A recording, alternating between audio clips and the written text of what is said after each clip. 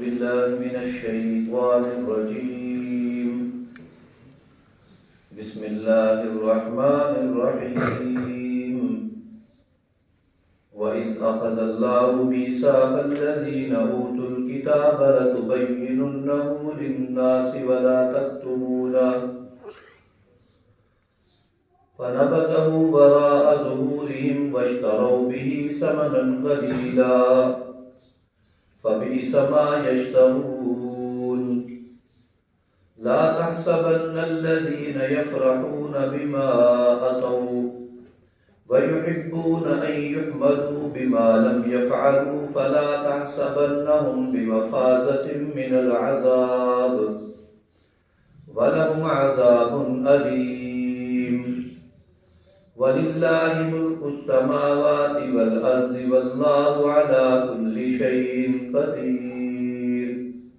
صدق الله العظيم.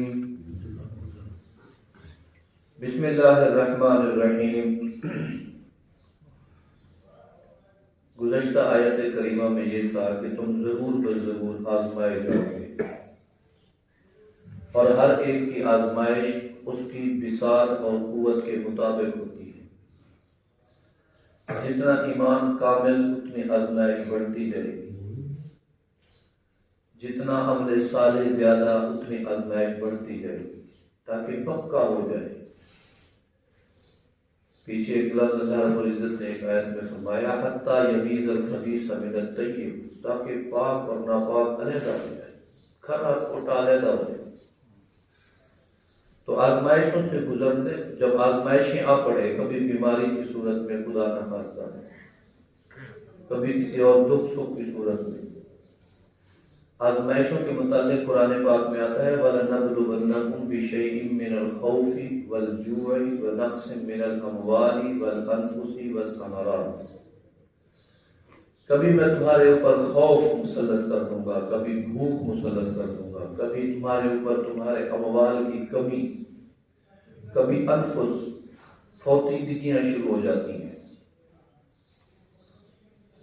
اور کبھی دیگر کسی خسارے سے تمہیں گزرنا پڑے گا. پھر میں دیکھتا ہوں کہ کون پکا ہے اور کون میرے دروازے پر قائم ہے. آج کی آیت کریمہ میں ہے وَإِذْ أَخَذَ اللَّهُ مِيثَاقَ الَّذِينَ أُوتُوا الْكِتَابَ. اللہ تعالیٰ نے اہل کتاب سے ایک وعدہ لیا. اب اس سے بالخصوص مراد کون ہے؟ احبار یہود اور نصارہ.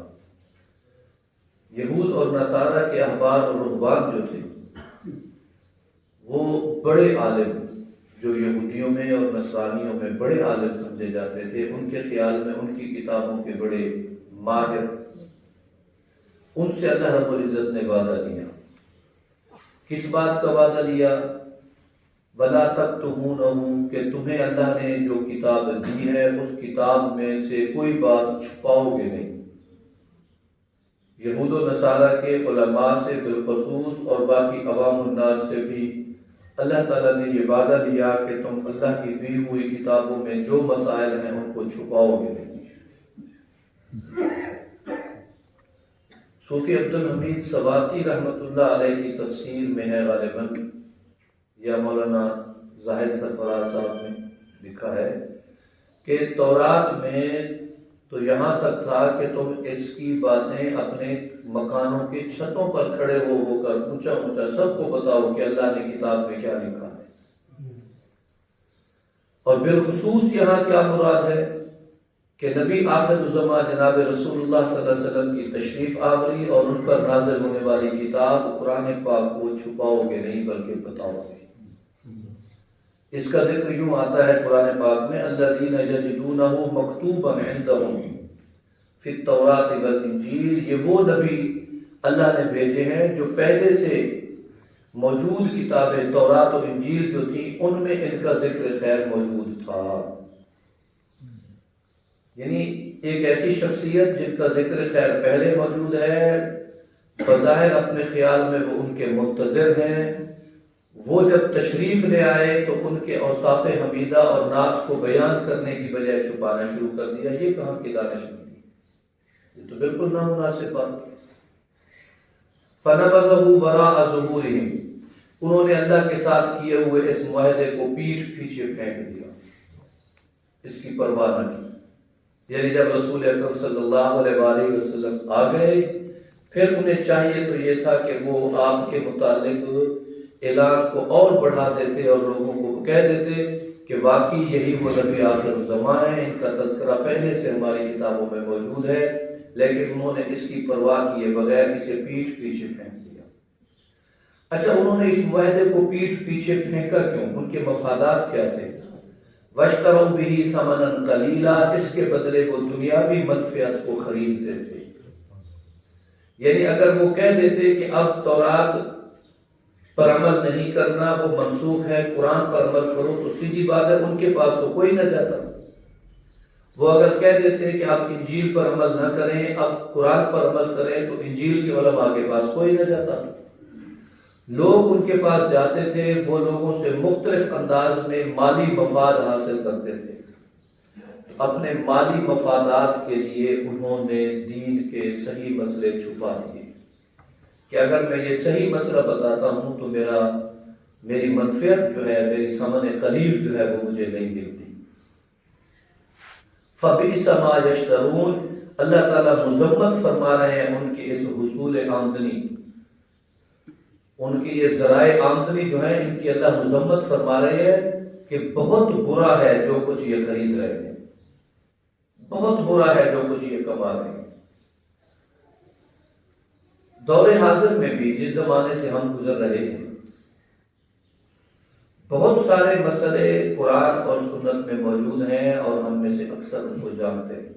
زیادہ ذمہ داری تو پڑتی ہے ان لوگوں پہ جو ممبر و محراب کے بارے سمجھتے ہیں اپنے آپ کو، یعنی علماء، خطباء، اور دوسرے درجے کی ذمہ داری پڑتی ہے عوام الناس پہ۔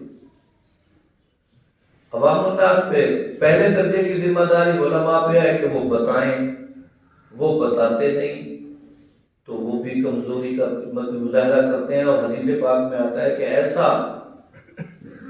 عالم نبی علیہ الصلوۃ والسلام جب معراج پر گئے تو ایک شخص کو دیکھا کہ لوہے کی ایک کینچی ہے، جہنم کے کنارے وہ بیٹھا ہے، اس کینچی کو جہنم کی آگ میں سرخ کیا جاتا ہے، پھر جب وہ تپ جاتی ہے تو اس کے منہ کی دائیں باج سے یوں کینچی منہ کے اندر ڈال کے کانوں تک اس کے گوشت کو، رخساروں کو کاٹ دیا جاتا ہے۔ وہ کراتا ہے اور دھاڑتا ہے، پھر ادھر سے کاٹ دیا جاتا ہے، پھر کراتا ہے اور دھاڑتا ہے۔ ایک سمت کاٹ کے فارغ ہوتے ہیں، دوسری سمت پھر اسی طرح ہو جاتی ہے جیسے پہلے تھی، پھر اس کینچی کو آگ میں تپایا جاتا ہے، اس کو پھر کاٹا جاتا ہے۔ رسول اللہ صلی اللہ علیہ وسلم کو جناب جبریل امین نے بتایا یہ آپ کی امت کا وہ عالم ہے جو دین کے مسئلے غلط بیان کرتا تھا، صحیح نہیں بتاتا تھا، کیونکہ پیچھے بینیفٹ تھے دو طرح کے، یا تو خوف اور یا پھر مالی آمدنی، وسائل، ہم کہاں سے کھائیں، ہمیں کوئی نہیں دیتا۔ بعض لوگ کہتے ہیں کہ 5-4 ہزار روپے ساری تنخواہ دے دیں، جے کر اساں نے کوئی میں نہ کروں گا کھاؤں کی تو سبحان اللہ، لیکن دھیرے دھیرے ریڑھی چلاؤ، بھائی تساں کچھ اپنی بے کم چا کرو، ضروری غلط مسئلہ بتا کے حاصل کرنا ہے۔ آپ برا نہ ماننا، ہماری پیدائش سے موت تک، پیدائش کے موقع پر ہمارے بیچوں رسومات ہیں جن کا قرآن و سنت میں کوئی تذکرہ نہیں، ہم کرتے ہیں، ان میں شامل ہوتے ہیں، خوشی محسوس کرتے ہیں، کرنا حقیقت تھا، ہم نے اس کی بجائے ہندوؤں والی رسمیں شروع کر دی۔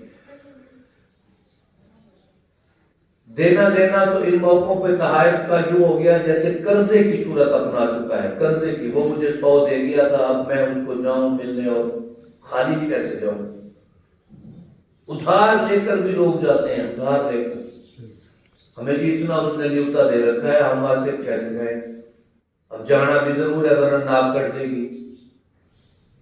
کل روزنامہ اسلام میں ایک مضمون چھپا ہوا تھا کہ بندہ ہر وقت اپنی ناک کیوں کہتا ہے، کبھی یوں نہیں کہتا ہاتھ کٹ جائے گا یار میں نہ گیا تو، میرے پاؤں کٹ جائیں گے، میرے ہونٹ کٹ جائیں گے، ناک کیوں کہتا ہے بار بار؟ اسی لیے اس ناک کو سجدے میں زمین پر رگڑنے کا حکم ہے کہ رب کے سامنے یہ ناک بھی نیچے ڈال دیں، کہ یہ بھی تیرا مان جو ہے نا تیرے تصور یہ بھی نہ رہے گا. کبر، یہ کبر کی دلیل ہے میری ناک کٹ جائے. ہم اسی طرح فوتگی کے موقع پر دیکھ لو، اس پر تو ہم نے عوام کی وہ گد بنائی ہوئی ہے، تیرا ابا خواب میں آیا، تڑپ رہا تھا، پھڑک رہا تھا، تو نے یہ نہ کیا، وہ نہ کیا.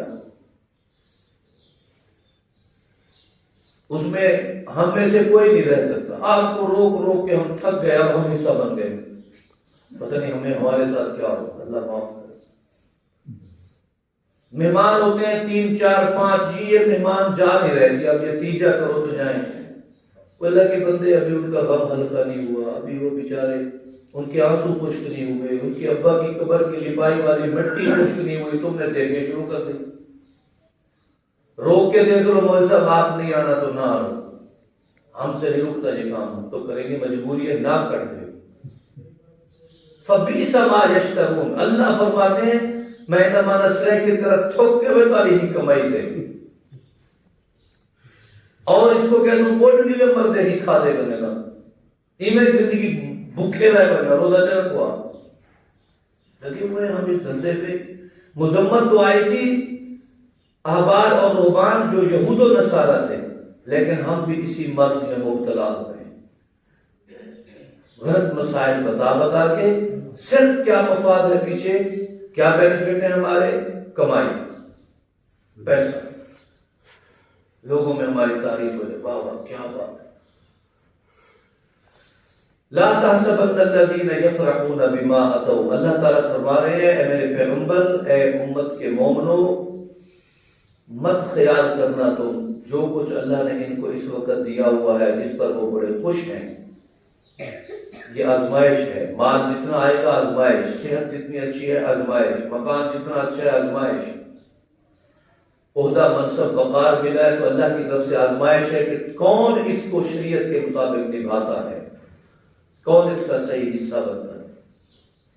وَيُحِبُّونَ أَن يُحْمَدُوا، اور یہ منافقین چاہتے ہیں کہ ان کی ایسے کاموں میں خوب تعریف کی جائے، بما لم یفعلوا، جو انہوں نے کیا ہی نہیں. یعنی بے نمازی تمنا کرے کہ لوگ مجھے نمازی ہیں اور میرے نمازی ہونے کی تعریف ہو. روزہ نہ رکھنے والا کہے ماشاءاللہ جی کتنا سخی ہے، 50 لوگوں کا روزہ افطار کرتا ہے، کراتا ہے جی. یعنی میرے ان اعمال کی جو انہوں نے یا تو کیے نہیں، کیے تو دکھاوے کے لیے، اس پر بڑے خوش ہوتے ہیں کہ ہمیں اپریشیٹ کیا جائے، ہماری تعریف کی جائے، ہمارے گن گائے جائے. یہ قرآن آج نہیں نازل ہوا، یہ 1400 سال پہلے میں بھی یہ خصلتیں لوگوں میں موجود تھی. اللہ رب العزت نے فرمایا وَلَا تَحْسَبَنَّهُمْ بِمَفَازَةٍ مِنَ الْعَذَابِ، ان کو کہنے مت یہ گمان بھی نہ کرے. تحسبنہ کا معنی ہے کہ سوچے بھی نہ یہ بات، گمان بھی نہ کرے بِمَفَازَةٍ مِنَ الْعَذَابِ کہ یہ عذاب سے بچ جائیں گے. ایسے کاموں کا ارتکاب کرنے والا سوچے بھی نہ کبھی کہ میں عذاب سے بچ جاؤں گا. ہم رسول اللہ صلی اللہ علیہ وسلم کی بشارتیں جو آپ نے مومنین کے لیے، اہل ایمان کے لیے بتائی ہیں، اللہ کی طرف سے یہ نعمت آئے گی، یہ نعمت ملے گی، یہ جنت ملے گی، ہم انہیں اپنی بد اعمالیوں پر فٹ کرتے ہیں. ہمارا نقصان یہ ہے.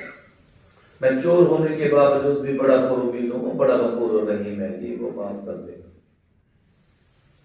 میں عزت کا لٹیرا ہوں، میں زمینوں کا غاصب ہوں، میں راشی ہوں، سود خور ہے، کوئی کسی اور کام میں مبتلا ہے، اور وہ بڑی توقع لیے بیٹھا ہے کہ اللہ بڑے غفور الرحیم ہے، نبی کی سفارش ہمارے کام آئے گی. تو پھر یہ اندھا اور دیکھنے والا برابر کر دیا ہم نے، عمل کرنے والا اور نہ کرنے والا برابر کر دیا. جو راتوں کو رو رو کے رب کے حضور پڑھا ہے اور جو 9 بجے تک اٹھتا نہیں، ہم نے دونوں کو برابر کر دیا. تو اللہ کا عدل تو ختم ہو گیا. رحم تو بے شک تھا حقوں پہ، عدل تو ختم ہو گیا اللہ کا. ایک طالب علم سارا سال کھیلتا رہا، دوسرا سارا سال محنت کر کے پڑھتا رہا. دونوں کو ہم نے کہا اچھا بھائی چھوڑ بھائی یار پاس کرو اعتبار. وہ اس کا کیا بنے گا یار جو سارا سال محنت کرتا ہے؟ اس کی عزت افزائی کیا ہوگی؟ اس کی محنت کو کیسے ہم نے سراہا؟ تو بھی پاس تو آج میں کوئی پاس نہیں، چاچا دا پتری مامے دا پتری فلاں عزیز تو بھی کمال ہے۔ اللہ رب العزت قرآن پاک میں کئی مثالیں ہیں، فرماتے ہیں کیا اندھیرا اور روشنی برابر ہو سکتی ہے؟ کیا بینا اور نابینا برابر ہو سکتا ہے؟ کیا جاننے والا اور نہ جاننے والا برابر ہو سکتا ہے؟ یہ تو تین مثالیں اللہ نے خود قرآن پاک میں فرمائی ہیں۔ یہ سارے برابر نہیں ہو سکتے، تو نبی علیہ الصلوۃ والسلام کی صفت مبارکہ نذیر ہے، نذیر ڈرانے والا، بشیر بھی ہے نذیر بھی ہے۔ اہل ایمان کے لیے بشارتیں ہیں، اور ایسے لوگ جو ایمان سے دور، اعمال صالح سے دور ہیں، ان کے لیے نذارتیں ہیں۔ وَلَهُمْ عَذَابٌ أَلِيمٌ، ان کے لیے عذاب دردناک ہے۔ اس رکوع کی آخری آیت وَلِلَّهِ مُلْكُ السَّمَاوَاتِ وَالْأَرْضِ، آج آیت نمبر 187، 88 اور 99 پڑھی گئی۔ وَلِلَّهِ مُلْكُ السَّمَاوَاتِ وَالْأَرْضِ، باقی یہ کہے کہ آپ بھئی اللہ تعالیٰ سے ہم بخشوا دیں گے، کر لیں گے، ہماری بات کوئی نہیں جانتا، ہم کسی نہ کسی طرح اپنا راہ نکال لیں گے۔ اللہ نے فرمایا وَلِلَّهِ مُلْكُ السَّمَاوَاتِ وَالْأَرْضِ، آسمان و زمین کی ساری بادشاہی اللہ کے پاس ہے۔ اللہ کے عدل کے سامنے کوئی رکاوٹ نہیں بن سکتا۔ واللہ علی کل شیء قدیر، اللہ ہر شے پر قادر ہے، اللہ ہر شے پر قادر ہے۔ کوئی اللہ کی راہ میں ان کے عدل کے سامنے رکاوٹ نہیں بن سکتا۔ تو لہٰذا ایسی باتوں کی توقع کرنا کہ ہماری ان کاموں میں تعریف کی جائے ہم نے کیے نہیں، یہ بھی نامناسب ہے۔ اللہ کی طرف سے جو مسائل دین کے ہمیں پتہ چلے ان پر عمل نہ کرنا اور دوسروں کو نہ بتانا، یہ اور دھوکہ دہی ہے۔ یہ عادت تھی تو ان کی، اگر ہم میں ایسی کمزوریاں ہیں تو ہمیں دور کرنی چاہیے۔ اللہ عمل کی توفیق عطا فرمائے۔